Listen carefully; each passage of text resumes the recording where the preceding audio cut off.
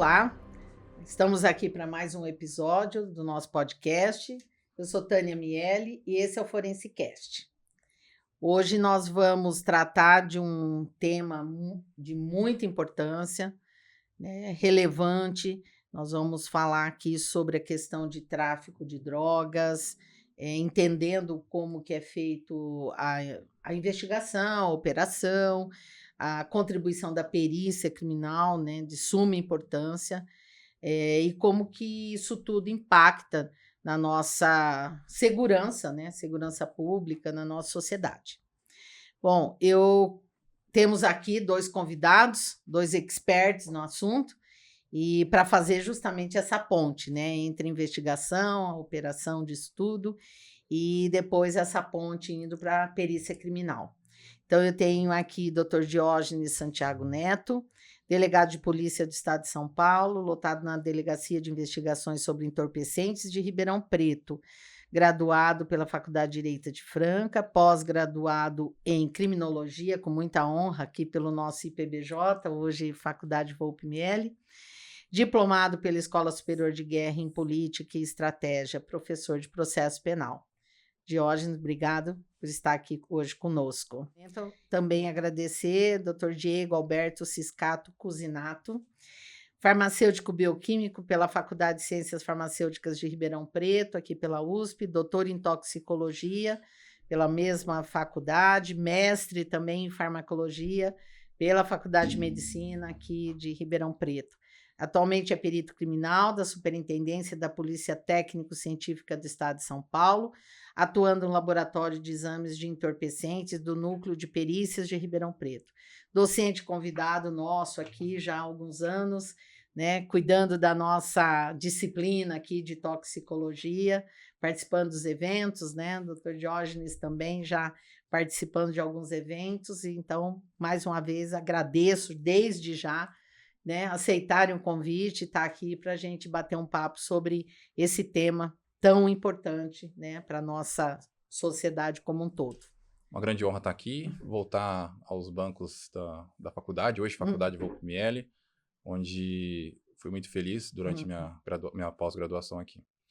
Bom, eu ingressei na carreira de delegado em 2012, prestei um concurso que iniciou-se em 2011, mas até pela duração dele, ele acabou em julho de 2012. Em agosto, eu iniciei minha academia de polícia em São Paulo, e após alguns meses de formação, que você tem um período de formação, que é a academia, né? Que você, até então, eu era estudante de Direito, passei na OAB, advoguei pouquíssimo, e logo comecei a estudar para concurso. Então, a gente precisa do quê? De uma formação voltada para o lado policial, tá? Algo que a gente não aprendia na faculdade, a gente vai passar a aprender um curso de formação voltado para a carreira policial, a carreira de delegado de polícia. Então, durante a academia, que foram 3 meses e meio, a gente aprende toda essa parte voltada para a vivência policial. Desde de condutas policiais, os sistemas policiais que existem, como fazer uma investigação. Então, a academia ela vai preparar o policial para a vida, para a carreira profissional que ele escolheu. Então, terminada a academia de polícia, eu fui um tempo para a Grande São Paulo, né? Trabalhei na Zona Leste, na região de São Mateus. E logo em 2013 consegui minha transferência para Ribeirão Preto, onde trabalhei num distrito de área, né? Que era o 4º DP aqui de Ribeirão Preto. Em 2015, eu fui para o setor de drogas na cidade de Ribeirão Preto, um setor que uma abrangência aí de mais de 90 municípios, que a gente faz toda a região de Franca, a nossa possibilidade de atuação, né, que a gente chama tudo dentro do DI Inter 3. Então, toda a minha possibilidade de atuação é na região de Franca, Araraquara, São Joaquim da Barra, São Carlos e Ribeirão Preto. Então, a gente tem aí essa possibilidade de atuação em mais de 90 municípios. Obviamente, o tráfico de drogas assim, na cidade de Ribeirão Preto já é assim, bastante intenso, né? Difícil a gente dar conta da nossa cidade aqui, que é uma cidade que, digamos assim, um corredor de passagem para o tráfico de todo o Brasil. Então, desde 2015, a gente atua nessa área de combate ao tráfico de drogas para tanto reprimir, a gente fala que hoje é tão importante o combate àqueles pontos de tráfico, as biqueiras, pontos de boca, né, que o pessoal costuma falar, setorizados, de bairros, né, que é onde a população sente sente mais o nosso trabalho, né. Então eu falo que às vezes se a gente consegue fechar, às vezes, e tornar inoperante um ponto de tráfego por dias, por horas, a população sente esse trabalho de forma mais próxima, mais efetiva. E também temos as investigações aí que são trabalhos mais a longo prazo, que demanda aí, digamos assim, a gente tenta atacar, tenta investigar grupos maiores de tráfico de drogas que, por exemplo, trazem grandes quantidades para a região de Ribeirão Preto. Então a gente sempre trabalha temos os pequenos trabalhos, os médios e os grandes trabalhos aí que visam aí as grandes apreensões. E, logicamente, a população, às vezes, que sente no primeiro momento muito mais esses pequenos trabalhos que são, assim, o fechamento de pontos de tráfego que estão próximas a elas. Próximos, isso que eu pensei. Eu falo que, às vezes, um bairro, uma rua toda, ela fica muito mais feliz com a gente quando a gente fecha um ponto de tráfego do que, de repente, a gente pega na rodovia um grande carregamento, que esse impacto vai ser mais a longo prazo. Para até, assim, digamos assim, para faltar a droga no mercado, vai demorar um pouquinho. Então, a população, ela sente mais esse trabalho, digamos, de pontos de biqueiras. Eles sentem, com certeza, ali, aquele momento, aquela segurança. Mas eu vou deixar o Diego falar um pouquinho também de como ele, né, chegou até aqui, e depois eu já vou voltar aqui, porque me assustou um pouco você falar 90 municípios, e eu vou querer saber quantas pessoas para atender esses 90, né? Vamos lá, Diego. Oi, Tânia, tudo bem? Primeiramente, também gostaria de agradecer, uma oportunidade bastante bacana de estar aqui falando sobre um tema de bastante relevância, né, para a população, e eu fico muito feliz com o convite, com a possibilidade de poder contribuir com vocês. A minha jornada é bastante parecida com o Dr. Diógenes. Meu concurso começou em 2012, começou a prova, começou mais ou menos em 2012 e se concluiu em outubro de 2013, quando a gente foi convocado para a Academia de Polícia. Da mesma maneira, eu estava na época fazendo um doutorado, tinha iniciado o doutorado quando eu fui convocado para a Academia.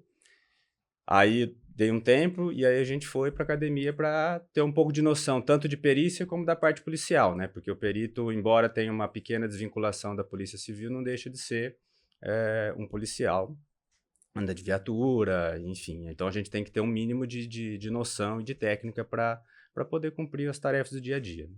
Então foram lá 3 meses de academia, onde a gente passou por um pouco de direito, um pouco de abordagem policial, de como que é o dia a dia da polícia, e a parte de perícia propriamente dita, né? Como que a gente fazia as análises, as técnicas que são utilizadas, o processo de coleta de evidências, cadeia de custódia, toda essa parte para dar uma noção básica para a gente começar a atuar.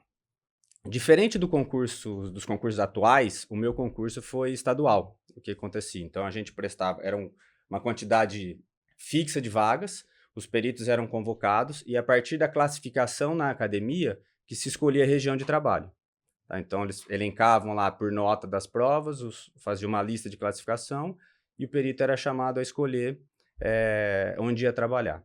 Hoje já está diferente, né? Eu acho que, não sei para a Polícia Civil, mas para a científica ele foi regionalizado. Então, as vagas já são definidas quando você vai prestar o concurso. Então, eles definem, né? Abriu recentemente para Ribeirão Preto com 4 vagas para Ribeirão Preto, 15 vagas para Americana, 180 vagas para a capital. Então, o candidato já presta sabendo onde ele vai trabalhar. Quando eu fiz, a gente fez a academia e eu escolhi trabalhar em Ribeirão Preto. Na cidade não tinha vaga, tá? E Ribeirão Preto, para quem não entende, não sei muito a estrutura da SPTC, da Superintendência de Polícia Técnica e Científica, ela é dividida em núcleos, que são regiões que se concentram a maior parte dos peritos e a tecnologia, e aí tem umas equipes que têm também seus peritos, só que os exames menos complexos e de mais rotina, que são vinculados aos núcleos. À época eu fui trabalhar em Bebedouro, e aí lá eu era um perito clínico geral, então fazia desde... Era uma equipe. Era uma equipe, na época a gente estava até em poucos peritos, trabalhavam em 4 peritos, se eu não me engano, e fazia de tudo, né? Desde a análise de entorpecente preliminar até um exame metalográfico, local de crime contra o patrimônio, local de homicídio, local de crime ambiental, então o perito trabalhava em todas as frentes ali. Fiquei lá 4 anos. Né? Aí eu consegui a minha transferência. Quando eu vim para Ribeirão Preto, trabalhei um pouco aqui também na equipe de local, fazendo trabalhos em locais de atendimento de crime contra o patrimônio, de local de apreensão de entorpecentes, de local de homicídio, enfim, aquela clínica geral que a gente chama, até ingressar no laboratório de entorpecentes. Né? Isso comecinho de 2017, e aí fui desenvolvendo lá tô para 5 anos aí trabalhando com drogas, com entorpecentes, com análise, com identificação. E foi, então, em termos de tempo, assim, foi meio parecido, assim. Quase 10 Se anos. conheceram a partir desse trabalho. Nos Sim. conhecemos, inclusive atuamos já. Quando eu também cheguei em Ribeirão Preto, além de trabalhar no setor de drogas, eu fazia os plantões, né? Que a gente fala o plantão De clínica de clínica geral, né? que a gente atendia todos os tipos de ocorrência. Nesses eu também ia, né? Quando estudante de direito, a gente tinha que ir para cumprir, né? O horário de estágio lá, e aí eu de noitão, né? Pegamos alguns casos, né? Alguns Que casos. para mim foram Plantões. marcantes, que o doutor também atuou, né? O doutor Diego atuou. E depois, hoje eu estou especificamente só no setor de drogas, onde também tenho bastante contato com o Diego. Algumas apreensões grandes, né, por conta do volume, do deslocamento para a droga, evitar o deslocamento da droga, o perito se desloca até o local para a gente fazer a contagem, mesmo, né? dependendo do... A gente pode falar mais para frente o processo, mas só para aqui, como a gente se encontrava. Às vezes também o que acontece? Existem as equipes de rua, que é o clínico geral, e as equipes de laboratório aqui nos núcleos, né? Nas equipes, em geral, é uma equipe só que ela faz tudo. A depender da quantidade de peritos em cada equipe. Aqui no núcleo tem a equipe específica de laboratório e a equipe de local. Às vezes, a gente até, acho que um dos encontros nossos foi em local, que era uma apreensão eles estouraram um laboratório de, acho que estavam produzindo maconha, secando, enfim. E aí o perito vai lá para o local para fazer auxiliar na análise. Então, tem também essa parte de local, mas aí não é o laboratório que vai, é um perito da rua. Então, na época eu fui na rua. E pode auxiliar em alguns casos, por exemplo, recentemente teve uma farmácia que foi apreendido com muitos anabolizantes vendidos sem receita, em condições inadequadas de higiene e tal. E o perito de local não tinha formação na área da saúde. E ele pediu para a gente auxiliar. E aí ele foi lá no laboratório e falou, tô acontecendo uma apreensão assim, vocês não podem ir lá dar uma mão? Aí a gente vai, e eu, como sou farmacêutico formado, tinha um conhecimento da área ali no dia, eu estava de plantão, me desloquei com a equipe de local até essa farmácia para apontar para ele as necessidades que tinha, como que ia saber. Porque depois do exame é a gente que faz, né? Então, falou, olha, você coleta isso, coleta aquilo, uma amostra de cada, como é que auxiliar, porque não era a experiência do perito. Então, no fim, é uma equipe total, né? Tá todo mundo se ajudando o tempo inteiro ali, tirando dúvidas. E a responsabilidade de cada um de saber até onde... eu conheço tecnicamente. Exatamente. A partir desse ponto, eu preciso chamar um outro, porque é uma responsabilidade realmente nesse sentido. Eu converso sempre também com a Dilson, né? Tá sempre aqui dando aula, e a gente sempre fala isso. Até onde o perito vai? Ele vai até onde ele entende que, tecnicamente, ele suporta, porque ele tem o conhecimento. Se ele perceber que aquilo, né, demanda um conhecimento diferenciado, uma experiência, uma técnica, ele vai chamar realmente o colega, sim, para complementar aquele equipe. Exato. É uma dúvida que muita gente tem, que fala assim, nossa, mas eu sou perito, eu sou farmacêutico, como que eu vou fazer um crime ambiental? Eu sou engenheiro, como que eu vou fazer uma análise de entorpecente? Não, você vai, a gente, lógico, tem esse treinamento, academia de polícia, chega no local de trabalho, você tem um outro treinamento interno, mas ainda assim você não vai saber de tudo. Mas você tem uma equipe por trás te auxiliando. Fala, olha, daqui, como que você tem que atuar naquilo, né? Que você vai observar, como que você vai fazer essa coleta, como que você vai, como as conclusões. Então, a gente está sempre, embora a formação seja específica e a atuação seja mais ampla do que a nossa formação, tem esse grupo por trás sempre auxiliando a gente executar. Bom, até dou um exemplo desse caso que ele citou, que foi agora, acho que em abril.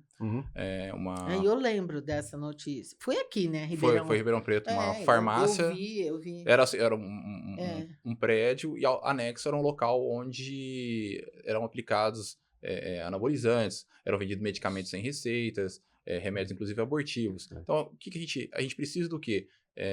De uma opinião do especialista naquele momento, que no caso ele vai falar assim, olha, esse determinado medicamento está na lista tal da Anvisa, esse produto está dependendo do que o perito falar, vai mudar a minha tipificação. Dependendo da lista que tiver, se é um produto controlado apenas. Não, está na lista de produtos que configuram, pode configurar drogas mesmo, voltados. Então, vai para o artigo 33 da Lei do Tráfico de Drogas. Ou vai para o artigo 273, que é a questão da venda de medicamentos, por exemplo, sem receita, sem origem. Então, altera toda essa tipificação. E as penas variam bastante também, conforme a gente conseguir aí o contato com o perito. Por isso, a gente, dependendo do local, a gente já aciona a equipe de perícia no local. Eu vou pegar o gancho nisso, porque quando a gente fala tráfico de drogas, a gente fala apreensão, a gente fala, né? Eu acho que todo mundo pensa maconha e cocaína. E agora vocês estão falando, né, de farmácia, de abortivo. Aproveita, Diógenes, já dá uma, né? Ou Diego, quem sentir a vontade, para falar um pouquinho disso. A amplitude disso quando a gente fala drogas, né? Bom, em questão de números, o Jorge deve ter uma noção melhor que a minha, mas eu só vou fazer esse gancho para um assunto que está até bastante em evidência na mídia ultimamente, são as drogas sintéticas. E que é um assunto que a perícia tem bastante dificuldade por conta da velocidade em que as coisas acontecem, né? Então, dar uma breve introdução. Majoritariamente, as apreensões, as análises, né? Mas as análises dos núcleos são maconha e cocaína, disparado. Até quando eu fazia uma análise estatística do laboratório, a gente tinha em média aí em torno de 1 a 2% dos casos correspondia a substâncias sintéticas, com picos, né?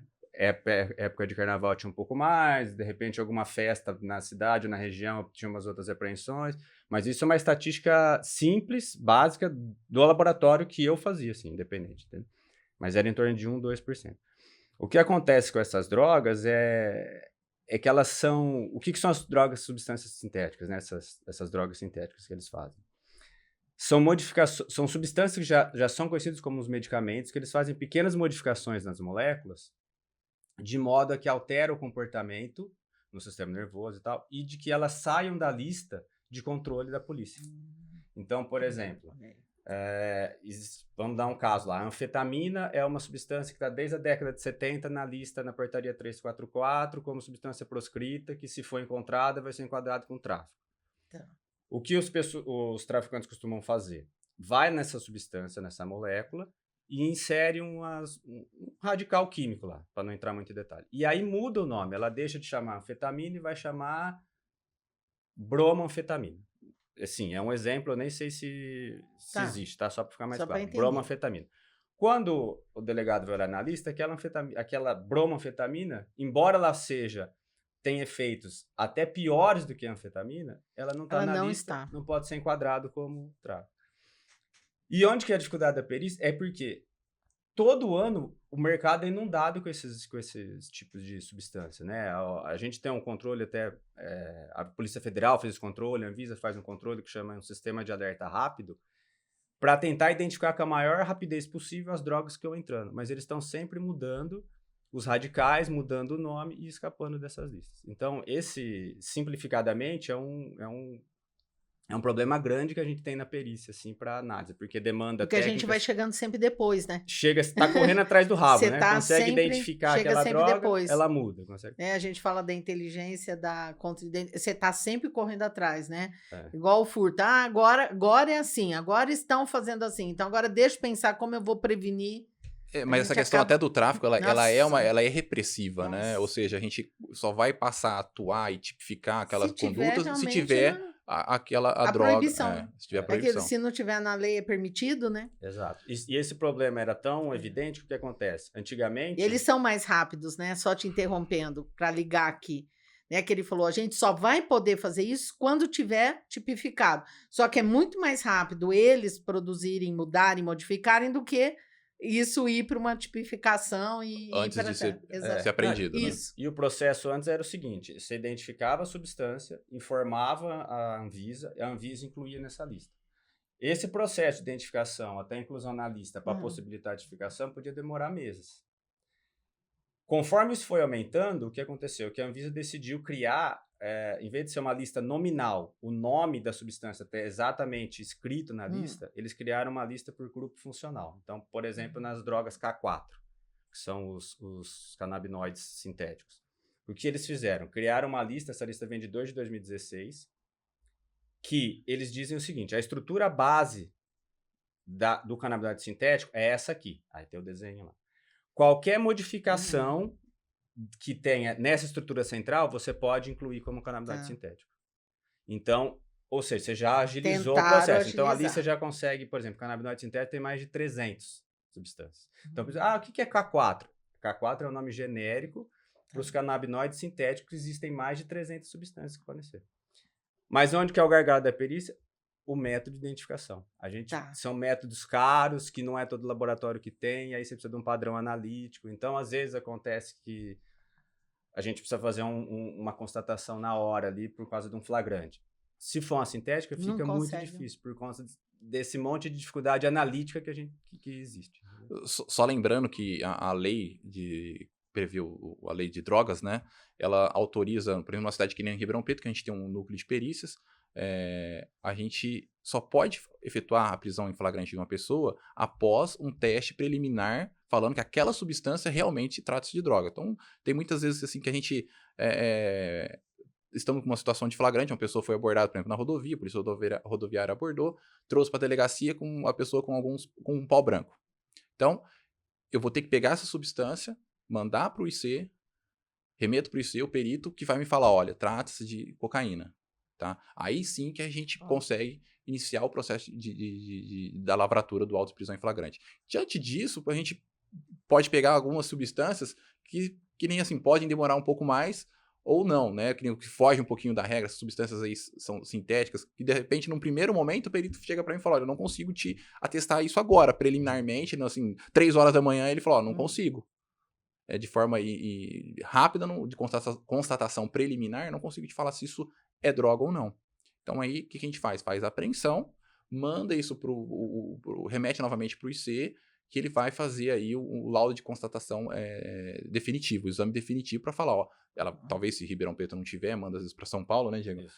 E isso demora um pouquinho e volta para nós. Falou, ó, é droga, a gente inicia o processo aí de um inquérito policial para tipificar a conduta daquela pessoa.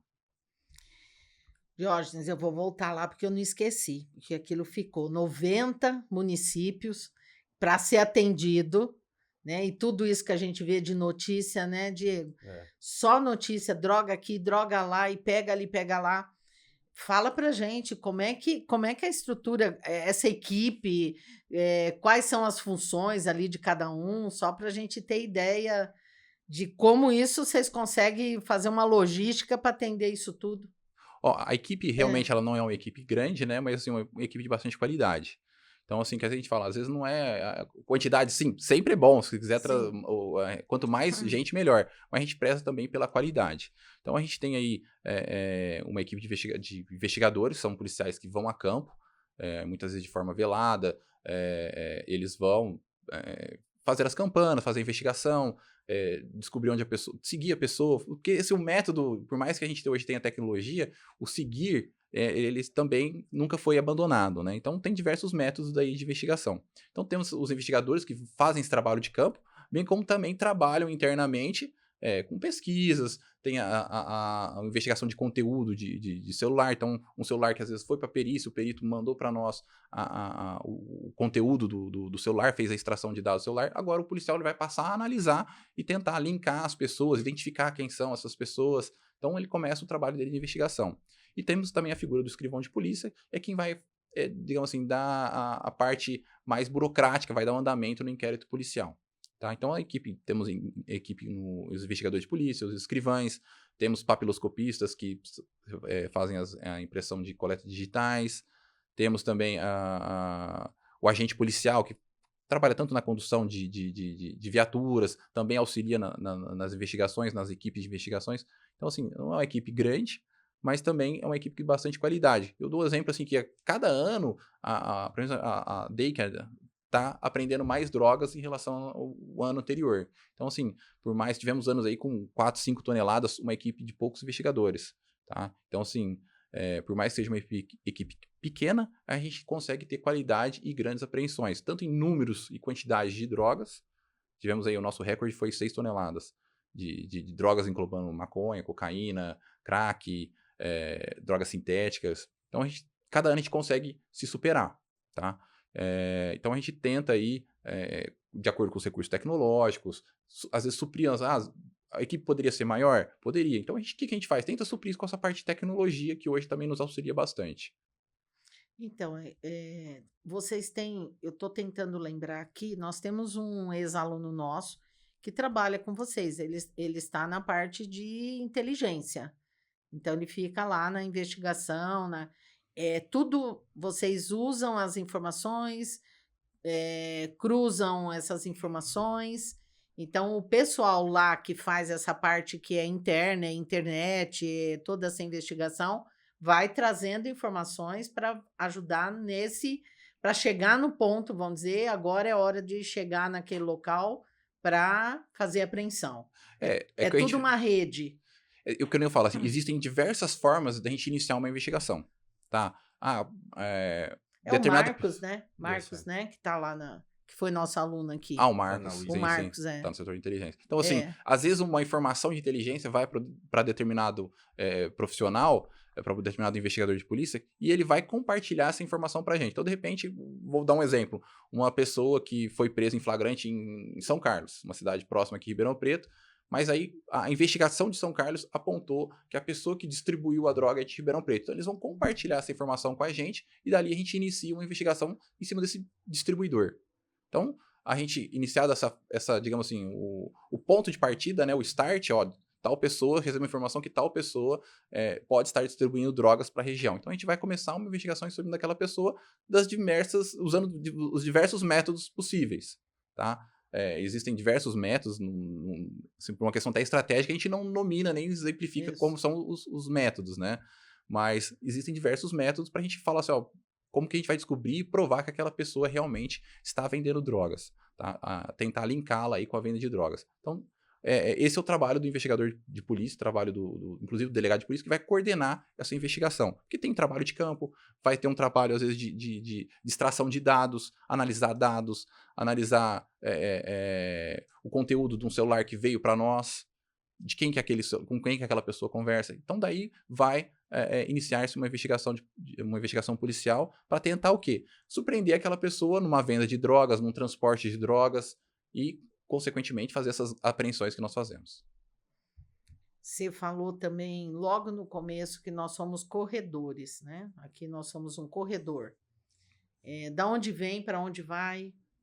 Nós temos Como assim, nós estamos situados nisso no mundo aí do tráfico? A grande produção de drogas não ocorre no Brasil especificamente. Então, essa droga ela precisa entrar no Brasil. E um dos pontos a droga, quando ela percorre o estado do Paraná, outros estados, ela acaba passando por Ribeirão Preto. Se vai para Minas, se vai para São Paulo, se vai para outros estados, ela acaba passando por aqui. Então é o momento que a gente tem aí para fazer a apreensão dela.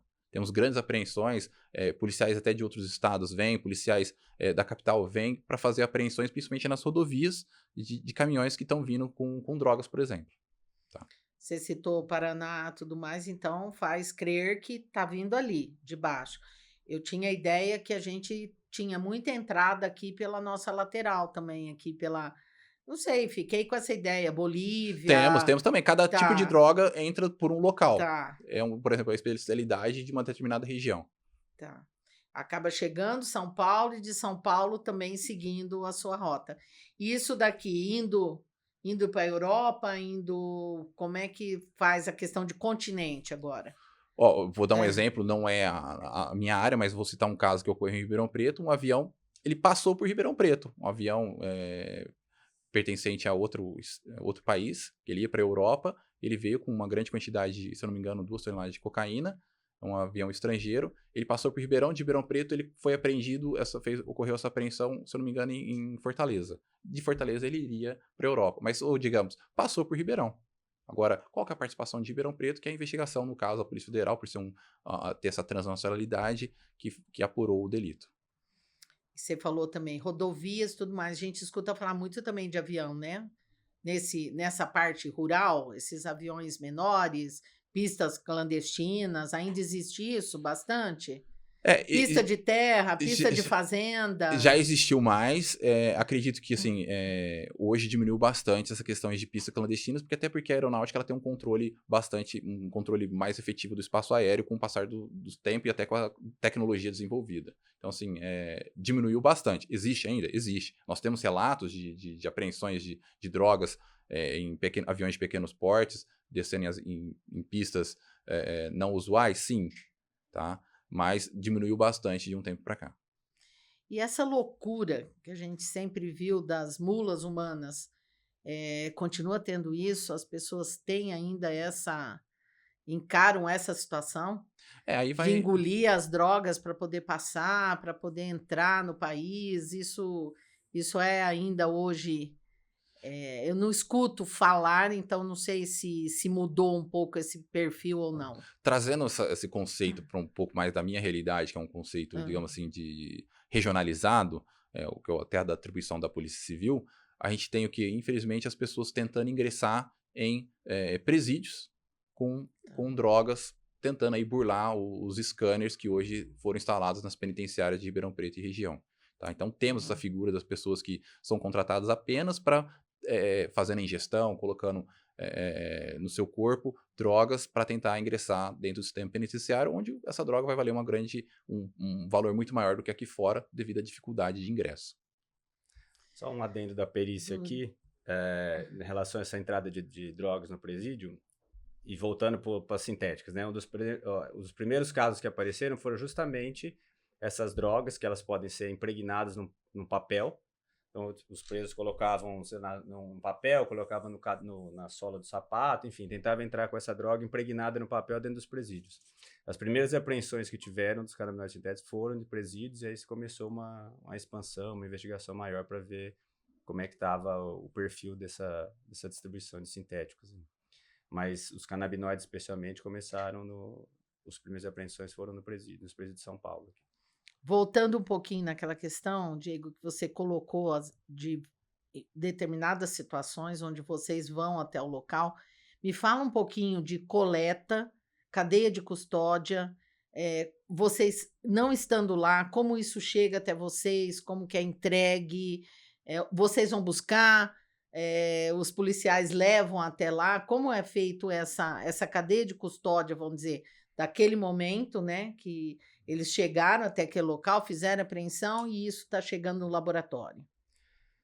Bom, em geral, a maioria das apreensões chega diretamente para o laboratório, chega para a gente no laboratório, né? Então, nós somos um laboratório em torno de 7 peritos, mais a parte administrativa para fazer o laboratório funcionar, trabalhando 24 horas por dia, 7 dias da semana, por conta dessa questão dos flagrantes, né? Então, acontece um flagrante. Aí, a gente vai dividir o trabalho em duas frentes, né? Existem os trabalhos, as apreensões de flagrante, que são testes realizados na hora, justamente para dar materialidade, né? A gente precisa testar qual que é a natureza da substância e o peso. Só que esses testes de flagrante, eles são testes simples e rápidos e nem sempre quimicamente muito sofisticados. Tá? Então, a gente tem uma boa porcentagem de resultados falso positivos, especialmente com cocaína, por conta da variedade de pó brancos que existem aí. E são testes, geralmente de cor, que reagem com algum grupo funcional da substância. Então, por exemplo, uma cafeína e a cocaína, se ela tiver algum pedaço da molécula semelhante, elas vão reagir de forma semelhante no teste. Por isso que é um teste provisório. Então, por quê? Porque o delegado precisa dar continuidade naquele processo com uma certa urgência, tá? Então, a gente recebe essa droga do flagrante, ela já chega lacrada da delegacia, aí vamos seguir a cadeia de custódia, né? Vamos fotografar ela como que veio, rompe o lacre, abre, faz o teste, reserva uma contraprova, tá? Então a gente vai reservar essa contraprova e emitir um laudo provisório, coisa de 1 hora no máximo, 1h30, dependendo do volume de substância que é apreendido ali. Esse material que é guardado vai passar por uma outra série de testes, são mais pelo menos 3 testes para se emitir um laudo definitivo. Porque o laudo definitivo, o que acontece? Ele tem técnicas mais específicas e mais apuradas. Então, nós vamos eliminar a chance de falso positivo. Quando chega no final lá, no último definitivo, você já eliminou todos os erros ao longo do processo. Os erros de técnicas analíticas. Por quê? É uma somatória de técnicas. Tanto que, seguindo o padrão da ONU-DOC, que é o escritório da ONU para a recomendação de drogas, a gente divide em 3 categorias as análises, né? As categorias A, B e C, que vão aumentando de complexidade. Então, as categorias C, por exemplo, são testes colorimétricos, que não têm especificidade. Então, eu posso ter um teste com um pó branco que vai me dar uma coloração azul semelhante à da cocaína.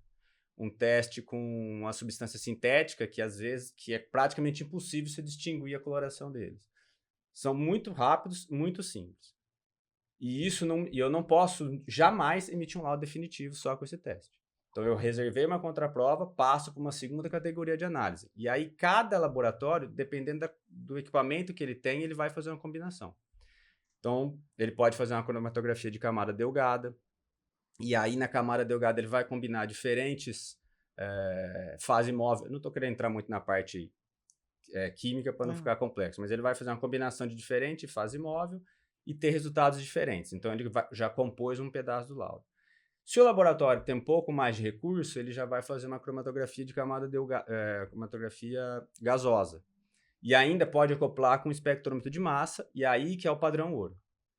Tá? Então, aqui em Ribeirão Preto, a gente tem todos esses recursos, a gente chega até uma espectrometria de massas, que aí ela é o padrão ouro, por quê? Porque ele vai me dar a estrutura química da substância, que é o que a gente utiliza para fazer as substâncias sintéticas. Então, ele vai passar por uma série de análises químicas e ele vai me dizer que aquela substância tem 99% de chance de ser cocaína, por exemplo. Por quê? Porque ele detectou os átomos que tem naquela molécula. E aí, lógico, isso é comparativo com o padrão, tal, enfim. Mas o ponto é, a gente vai fazendo um escalonamento de técnicas para se eliminando os erros ao longo da cadeia. Então, voltando, só para a gente fechar, né? Isso tem a ver, por exemplo, com uma economia nos processos? Porque eu poderia perguntar para você, por que já não vai, então, no ouro? Por que não vai no último direto? Bom, primeiro por questão de tempo, né? Tem a questão do custo, o equipamento custa para ser utilizado, mas não é esse o ponto. O ponto é o tempo.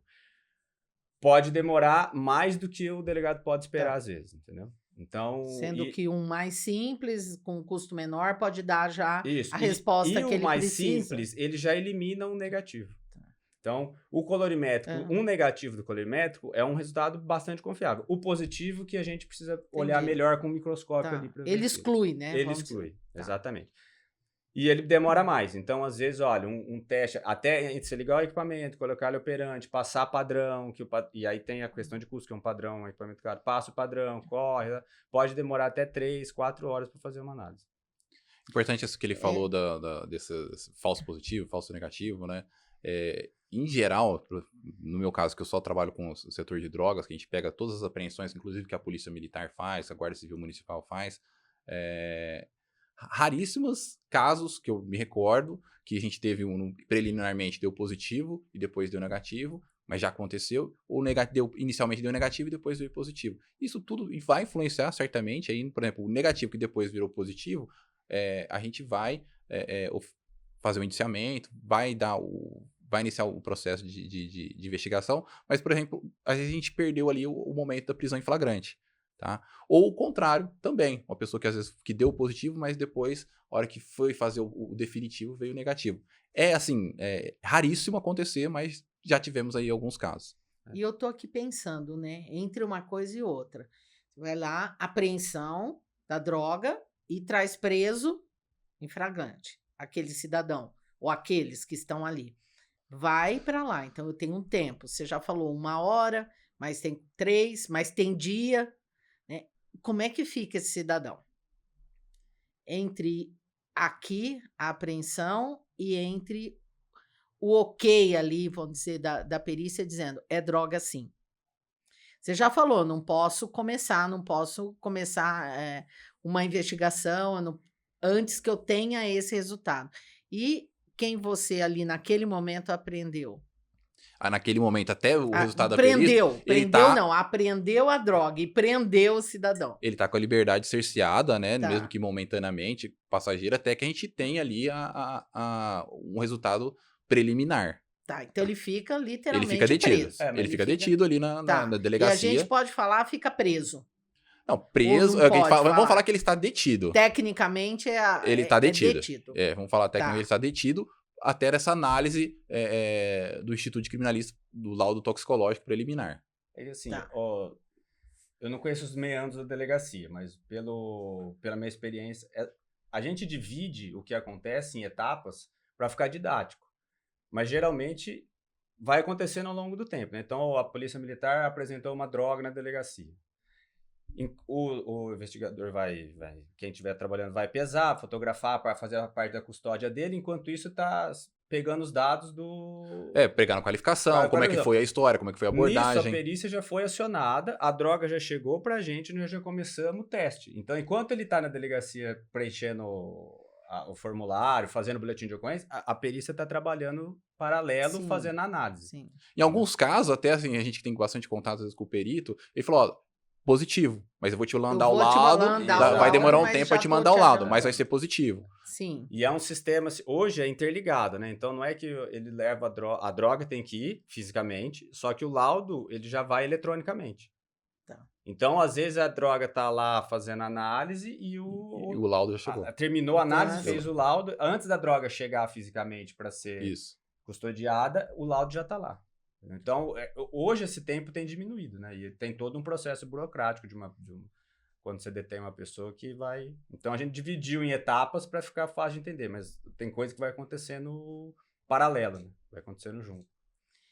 Diógenes, e vocês enfrentam problemas, dificuldades quando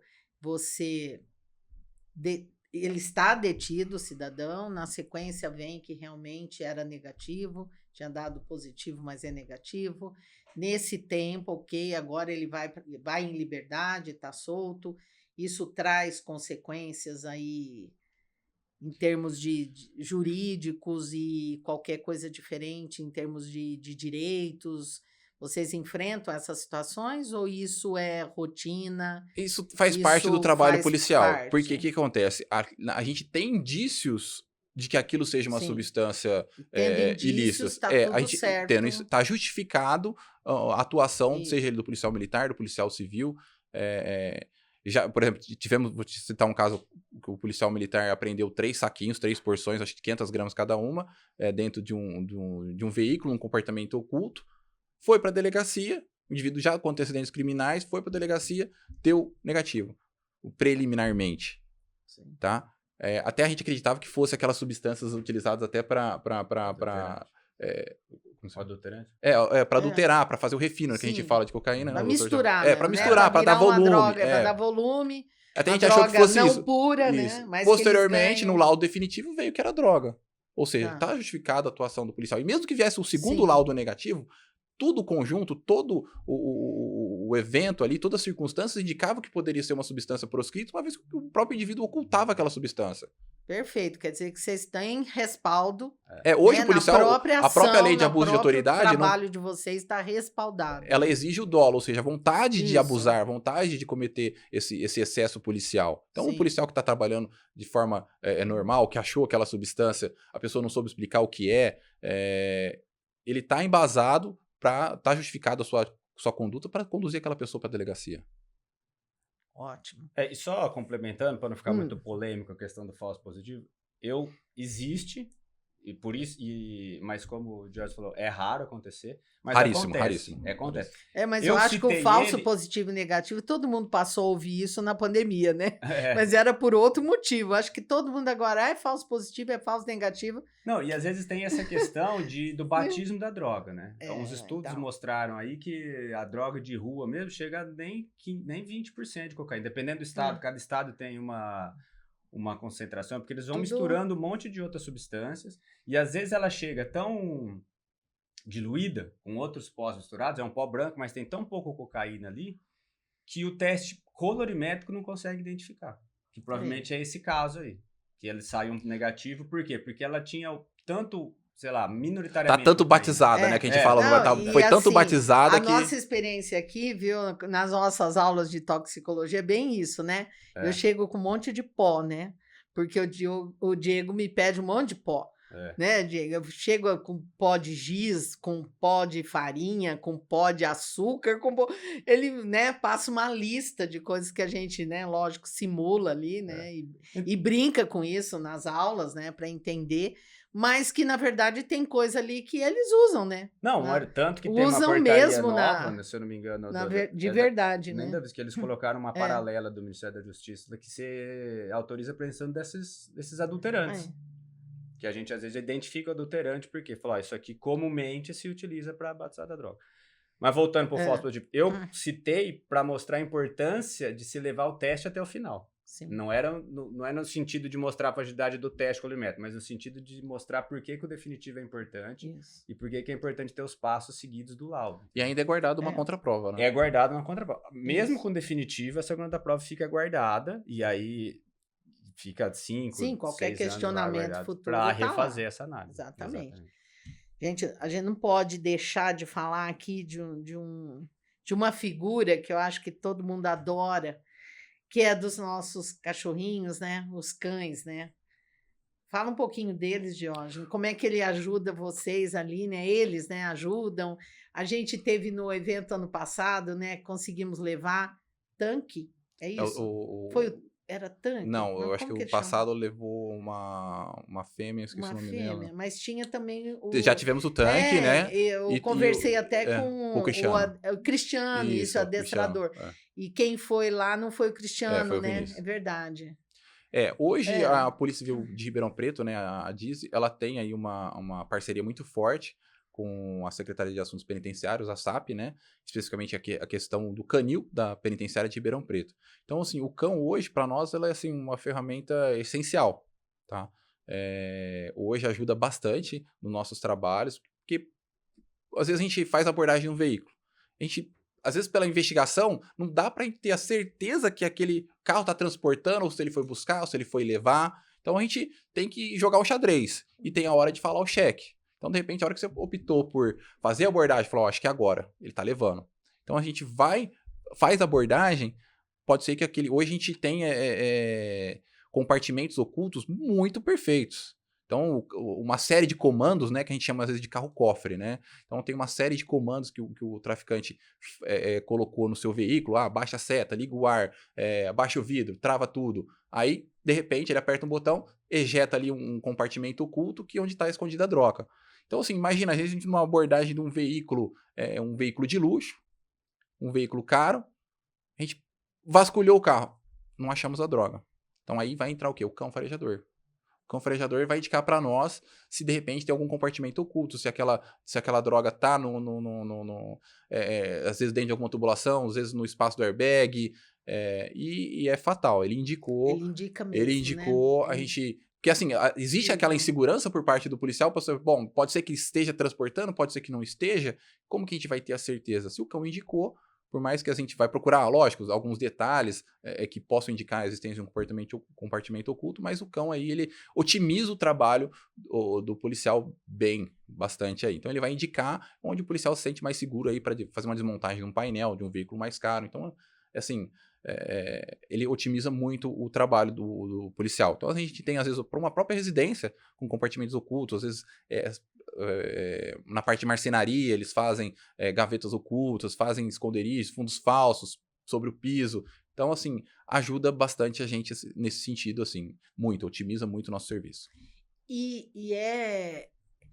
Aí não tem falso positivo, falso negativo, ele encontra mesmo em todas as situações onde ele indicou, vocês encontraram. Pode ser que às vezes seja só o resíduo, tem essa possibilidade também. Tá. Então, por exemplo, o indivíduo acabou de transportar, aí ainda vai ficar aquela molécula aquelas partículas do odor, mas teve coisa ali. Ele não vai revelar, por exemplo, um compartimento oculto.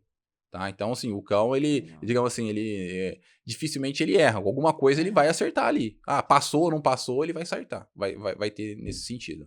Então, por às vezes você pega lá indicando o cão raspando ali a questão do painel, a gente vai, acha, desmonta, acha o fundo falso, só que às vezes não tá a droga lá, mas passou por ali, revelou a existência de um compartimento oculto dentro do veículo. É fantástico, né?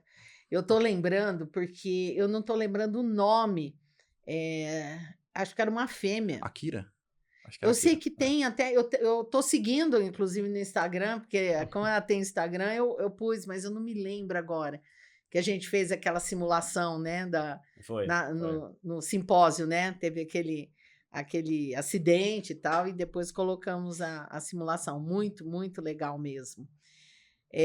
Bom, vamos lá. Eu acho que a gente está caminhando aqui para o nosso final desse bate-papo por hoje, né? Porque a gente sempre sabe que tem muita coisa para ser falado.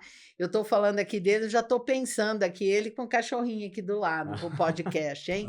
Não é? Trazer um colega desse com o cachorrinho aqui. A gente sabe que Assunto tem, hein? o Dexter já está bem acostumado a participar, né, dos eventos, e ele com certeza senta aí bonitinho e É deve verdade. ficar, né? Era para ele ter vindo no evento, e É, como não deu certo a data que a gente precisou mudar, né? Mas o Dexter é o farejador de sangue, né? Ele é de um perito de é, polícia de... É? ele Bacana, não conhecia não. ele é treinado, né? Adestrado para encontrar sangue. Então, por isso que colocaram, né, Dexter. É bem, bem legal. Bom, então, chegando aqui, né, para a gente concluir, eu deixo aí para que cada um de vocês coloque, né, a percepção de vocês como profissional, né, da contribuição que vocês estão trazendo, cada um dentro do seu setor, em pró aí realmente da sociedade. Acho que já ficou bem claro, mas um fechamento mesmo, e o que isso impacta em termos de segurança. Diógenes falou logo no início, né, a sensação daquela comunidade de estar segura, né? É o que está próximo a ele, o que ele sente, né? E o distanciamento quando isso está um pouco mais longe, né? Mas o impacto que vocês sentem em relação a esse trabalho, a essas apreensões, o quanto isso pode vir aí num tempo um pouco mais espaçado, se a gente tem essa expectativa e essa possibilidade de uma diminuição real, realmente, do tráfico. Olha, o que eu falo assim, o tráfico hoje de drogas, ele está interligado a uma grande quantidade de crimes, tá? Ele está interligado com o roubo, ele está interligado com alguns casos de homicídio. Então, ele repercute em várias outras esferas. Então, por exemplo, aquela pessoa que é um usuário contumaz de drogas, ele pode praticar furtos, ele pode praticar roubos, às vezes no tráfico de drogas dentro de um crime organizado que se especializou para a venda de drogas, a gente pode ter casos de homicídios. Então, assim, o tráfico hoje ele está ligado muito a esse outros crimes, tá? Então, a gente tem aí a possibilidade de combater um crime que tá ligado a outros. Então, o que a gente fala, pode ser que a gente não consiga tirar uma pequena porcentagem de drogas das ruas. Que nem tivemos aí com apreensões de 6 toneladas, mais apreensões feitas pela Polícia Militar, Guarda Civil Municipal, ou seja, chegando em quase 8 toneladas, 10 toneladas dentro de Ribeirão Preto. Pegamos todas as drogas? Não. Tá? Mas o que a gente pensa? Um dia que às vezes uma família ficou com aquela pessoa dentro de casa que não fez uso de droga, para nós é uma vitória. Uma pessoa que às vezes faz o uso da droga, ela acaba devastando toda uma família, estragando toda uma família, ou cometendo outros crimes.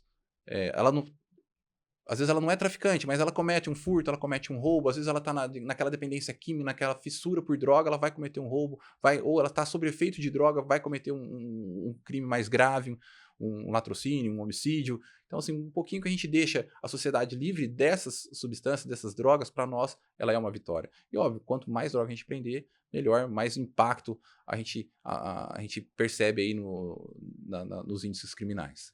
E você, Diego, como é que você fecha esse bate-papo? Eu acho que, bom, em relação às apreensões, né, a gente não tem muito o que comentar. O Dr. Jorge foi cirúrgico no comentário. E da parte da perícia, a gente tem, hoje em dia, técnicas cada vez mais precisas, né? Muitos peritos qualificados entrando para formar uma equipe. A gente tem uma comunicação, uma interligação, não só peritos do estado de São Paulo, mas outros estados. Então, a gente está sempre conhecendo mais, entendendo mais. E o destaque, volto a afirmar, embora o volume de apreensão seja ínfimo perto de maconha das clássicas, que a gente chama maconha e cocaína, né? As drogas sintéticas são um perigo aí por conta dos seus efeitos, né? Muitas vezes a gente não sabe, a cocaína já está aí há décadas, maconha está aí há décadas, os efeitos são muito bem estudados, são muito bem conhecidos, então se chega num pronto-socorro com uma overdose de cocaína, o médico já sabe quais são os sinais, quais os sintomas, já sabe como tratar, já sabe como intervir naquele procedimento.